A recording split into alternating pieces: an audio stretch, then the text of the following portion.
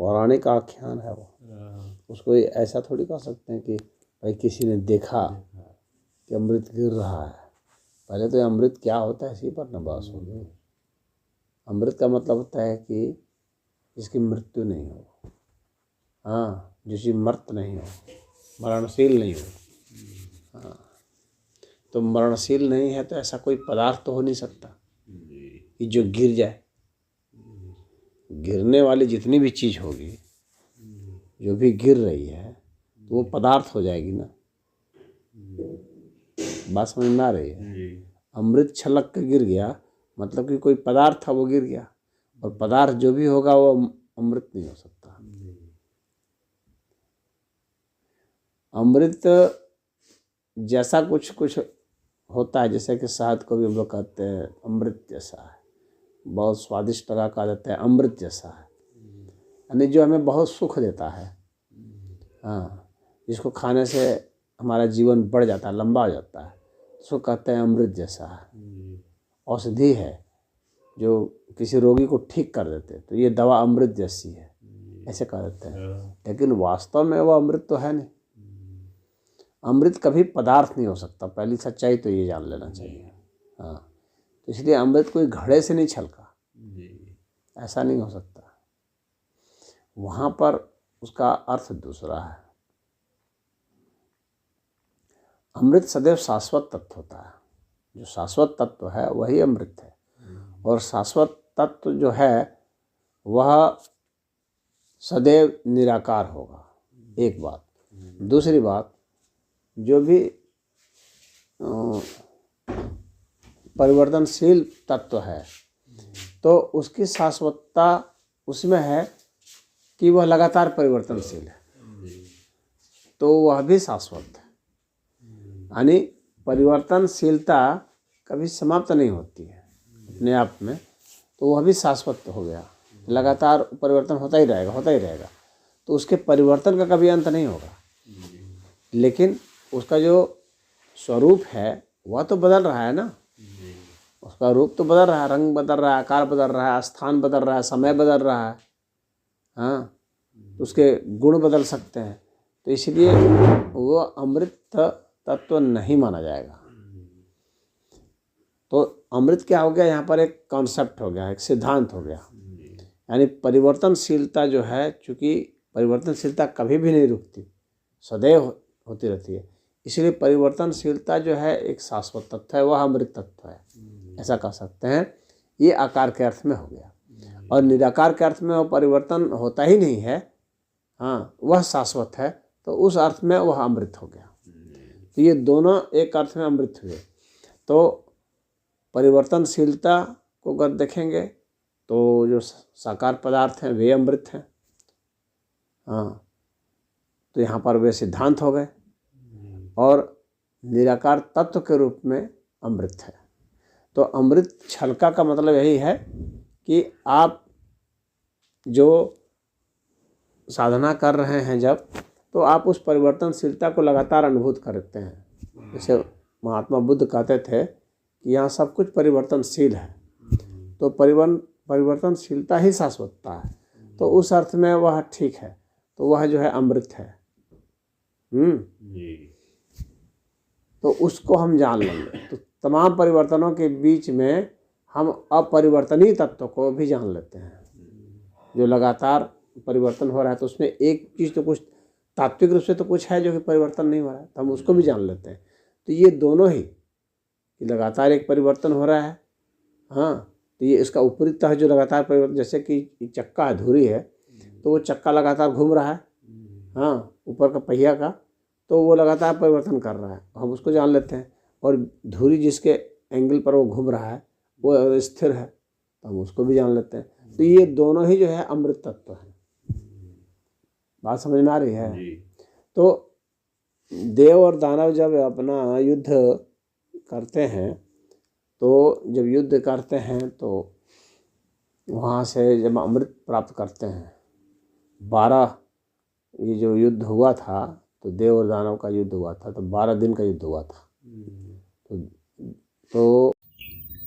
तो कथा में यह है कि 12 दिन लगे देव और दानवों के युद्ध में। और देवों का एक दिन जो है मनुष्यों का 1 वर्ष है, अर्थात 12 दिन का युद्ध मनुष्यों का 12 वर्ष हुआ। और बृहस्पति जो है 12 वर्ष में पूरा पृथ्वी का एक चक्कर लगा लेते हैं, अर्थात 12 गुने 12 बराबर 144 वर्ष कुल हो गया। तो 144 वर्ष में यह महाकुंभ इसीलिए लगता है क्योंकि बृहस्पति वापस आ जाते हैं अपने स्थान पर। तो यहाँ पर जो कथा आती है कि वो छलक गया, अमृत झगड़ा हो गया देव और दानव में, तो देव कौन है, दानव कौन है? तो देव और दानव दोनों ही मनुष्य के भीतर ही है। या अगर पूरे समष्टि अर्थ में देखें तो आसुरी शक्तियाँ हैं और जो है देव शक्तियाँ हैं। देव शक्तियाँ मतलब ऊर्जा और आसुरी शक्तियाँ मतलब कि अंधकार। तो पूरे अस्तित्व में एक अंधकार तत्व है और एक प्रकाश तत्व है। तो प्रकाश और अंधकार के मध्य जो है वो युद्ध होता है पूरे ब्रह्मांड में। उसी तरह से हर मनुष्य, हर प्राणी के भीतर भी ज्ञान का और अज्ञान का तत्व है। अज्ञान का अर्थ तामसी हो गया, अंधकार हो गया, और ज्ञान का अर्थ प्रकाश हो गया, तो वो देव हो गया। तो उन दोनों के मध्य लगातार युद्ध होते हैं। और वो युद्ध किस लिए होते हैं? वो समुद्र मंथन होता है। तो ये मंथन चलता रहता है और इसी से कुछ कुछ निकलता रहता है। तो जो 14 तत्व बताए जाते हैं कि निकले थे, इसमें विष भी है। हाँ, और विष का मतलब वह विष नहीं जो कि हम लोग ये कर लेते हैं। उसका अगर ब्रह्मांडीय अर्थ में देखेंगे तो जो विजातीय तत्व हैं तो उसको विष मान लेंगे। तो अब उसमें से जो अंतिम तत्व जो निकलता है अमृत का, इसके लिए कला है, क्योंकि अमृत प्राप्त करना है सबको, यानी मोक्ष प्राप्त करना है। ऐसे ही समझ लो, अमृत तो मतलब मोक्ष प्राप्त करना है, जिसके बाद फिर उसको जीना नहीं है, फिर उसको मरना नहीं है। जीने और मरने दोनों से मुक्त हो गया, क्योंकि जो जिएगा वो मरेगा भी, जो जन्मेगा वो मरेगा भी, और जो मरेगा वो जन्मेगा भी। तो ये जो है ये सापेक्षिक है। तो अगर हम मोक्ष को प्राप्त हो जाते हैं तो शाश्वत तत्व को प्राप्त हो जाते हैं, मतलब अमृतत्व को प्राप्त हो जाते हैं, मतलब अमृत हमको मिल जाता है। तो ऐसा नहीं है कि अमृत जो है वहाँ छला करके प्रयागराज में गिर गया, एक भौतिक प्रयागराज में, ऐसा नहीं है। ये पौराणिक आख्यान है। प्रयाग का अर्थ होता है जहाँ यज्ञ हो रहा हो। याग का जो अर्थ है ना वो यज्ञ होता है, यानी जहाँ पर पूजा हो रही हो, उपासना हो रही हो, साधना हो रही हो। तो वह जो क्षेत्र है वो हमारे भीतर है या बाहर है, दोनों ही में जो है वो पूजा, हवन, साधना ये सब हो रही है, भक्ति हो रही है। तो फिर वहाँ पर ही तीर्थ होता है। तो प्रयाग को तीर्थराज कहा गया है, जहाँ हवन ही हवन हो रहा है, यज्ञ ही यज्ञ हो रहा है, मंत्रोच्चार हो रहा है, भजन हो रहा है, कीर्तन हो रहा है, सत्संग हो रहा है, उपदेश हो रहा है, बहुत सारी चीज़ें, दीक्षा लिया जा रहा है, बहुत सारा। तो उसमें जब डुबकी लगा रहे हैं तो चूँकि ग्रह का जो ओरिएंटेशन होता है, जो एक ग्रह, जैसे बताया जाता है कि मकर राशि में सूर्य आ गया और मेष राशि में बृहस्पति आ गए, और उसमें मकर राशि में ही जो है वह चंद्रमा भी आ गए। तो चंद्रमा पूरा ढक गया, हाँ, जिसके कारण अमावस्या हो गई है, पृथ्वी से ढक गया। तो अमावस्या हो गई है यानी चंद्रमा वहाँ पर कमज़ोर हो गए हैं, पूरे ढक गए हैं।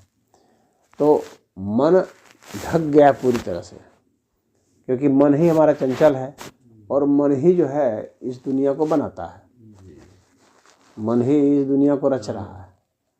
तो मन को पूरा ढक दिया गया है, यानी मन की चंचलता जो है नष्ट हो गई है। और मन ये जो संसार बना रहा था, अब उसमें संसार को बनाने की क्षमता नहीं रह गई, तो अब वह संसार से मुक्त होगा। इसीलिए माना गया है कि अमावस्या का जो दिन है वह मुक्ति का दिन होता है, क्योंकि मन ढक जाता है और व्यक्ति की चंचलता जो है नष्ट हो जाती है। उसमें वो ज़्यादा शांत रहता है, ज़्यादा गंभीर रहता है। और चूँकि उस दिन बृहस्पति बहुत मजबूत हैं, तो इसका मतलब है ज्ञान काफ़ी प्रखर होता है। और सूर्य भी मजबूत स्थिति में है, तो सूर्य जो है आत्मा का कारक है। तो आत्मा मजबूत होने के कारण और ज्ञान मजबूत होने के कारण व्यक्ति मोक्ष के लिए और ज़्यादा उद्धत होता है, वो प्रयास करता है। तो वहाँ जो भी जाते हैं भौतिक में भी, तो उनमें कुछ ना कुछ तो अंतर आ जाता है। और उसमें भी गंगा की शीतल जल धारा है। हाँ, तो शीतल जल धारा जो है ना, तो गंभीर मन को और शांत करती है। शीतल जल धारा में जब आप व्यक्ति नहाएगा तो उसका मन शांत होगा वहाँ पर। और वहाँ तमाम तरह के जो संत आए हुए हैं, जिन्होंने अपनी तपस्या की हुई है, वे अपनी तपस्या का भी वहाँ पर दान कर रहे हैं। अपना ओज तेज इसका भी तो वे दान कर रहे हैं ना, तो उसका भी तो एक असर है। और नदी का जो संगम है उसका भी असर है। जहाँ जो दो धाराएं मिल रही हैं उसका भी एक असर होगा ही। और मौसम भी देख लो, जाड़े का दिन है, जाड़े के दिन में उत्तेजना कम होती है। ठंडा मौसम होता है, उत्तेजना कम होती है ठंडे मौसम में। तो और कोई भी ध्यान साधना जो है ठंडे मौसम में ही ज़्यादा सफल होती है। इसीलिए भी लोग हिमालय पर जाते हैं। तो वहाँ पर जब कोई साधक कर रहा है तो चंद्रमा जो है उसका शांत हो चुका है, गुरु बढ़ा हुआ है और सूर्य भी चमक रहा है। और ठंडी धारा चल रही है, ठंडी हवा बह रही है। तो ये सारे बाहर के वातावरण और भीतर के वातावरण सब अनुकूल हो जाते हैं। और वैसी स्थिति में उसको सिद्धि प्राप्त होने के ज़्यादा चांसेस हो जाते हैं। या पूरा नहीं भी हुए हैं तो जितना तक वो किया है पहले से उसमें कुछ प्लस पॉइंट जुट जाता है ना। अब वो जो है उतना वो 10 तरह का वो कुकर्म करने का उतना नहीं सोचेगा, क्योंकि वहाँ पर वो ऐसा करके ही आया है, वो सोच करके ही आया है, कुछ संकल्प लेके आया है, कुछ अच्छा हो के आया है। तो एकाएक जो अच्छा हो के आया है उतना जल्दी वो पाप की ओर प्रवृत्त नहीं होगा। तो वो अपने ज़िंदगी में जितना विकास किया है उसमें कुछ ना कुछ प्लस ही हो जाता है।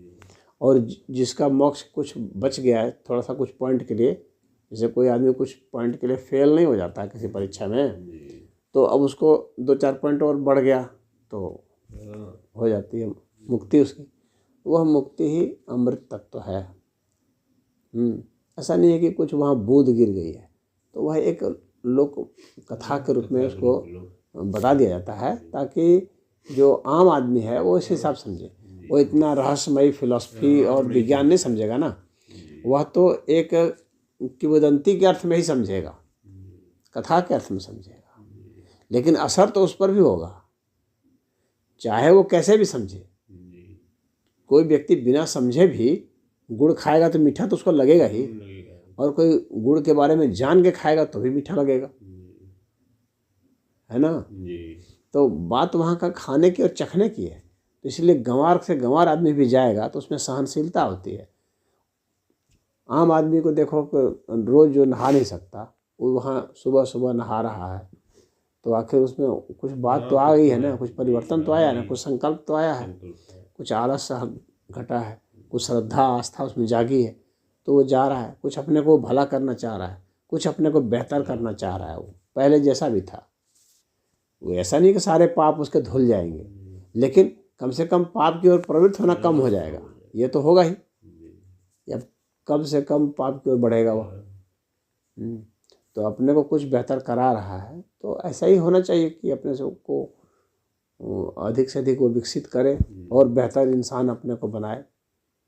हम लोग ये शरीर पाए हैं पीछे की कई योनियों में भटक भटक करके, पशुओं की योनियों में भटक के मनुष्य आए हैं। अब मनुष्य से देवत्व होगा, देवत्व से फिर और आगे जाएगा और अमृतत्व की ओर जाएगा। भक्त की ओर होगा। तो यही यात्रा है। तो ऐसा नहीं है कि अमृत कहीं कोई पदार्थ था जो वहाँ गिर गया। तो बात समझ में आई कि नहीं? जी हाँ, समझ